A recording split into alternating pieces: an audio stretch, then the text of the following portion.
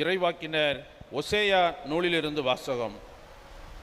ஆண்டவர் கூறுவதாவது: நான் இஸ்ரேலை நயமாக கவர்ந்தெழுப்பேன், பாலை நிலத்திற்கு அவளை கூட்டிப் போவேன், நெஞ்சுருக அவளுடன் பேசுவேன், அவளுடைய திராட்சை தோட்டங்களை அவளுக்கு திரும்ப கொடுப்பேன், ஆக்கோர் பள்ளத்தாக்கை நம்பிக்கையின் வாயிலாக மாற்றுவேன்.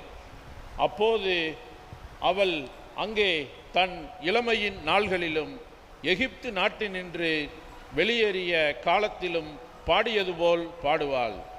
அந்நாளில் என் கணவன் என என்னை அவள் அழைப்பாள், என்பாகாலே என இனிமேல் என்னிடம் சொல்ல மாட்டாள் என்கிறார் ஆண்டவர்.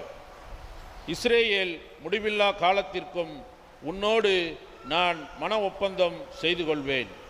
நேர்மையிலும் நீதியிலும் பேரன்பிலும் உன்னோடு மன ஒப்பந்தம் செய்து கொள்வேன்.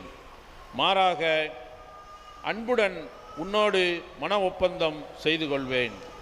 ஆண்டவராம் என்னை நீயும் அறிந்து கொள்வாய்.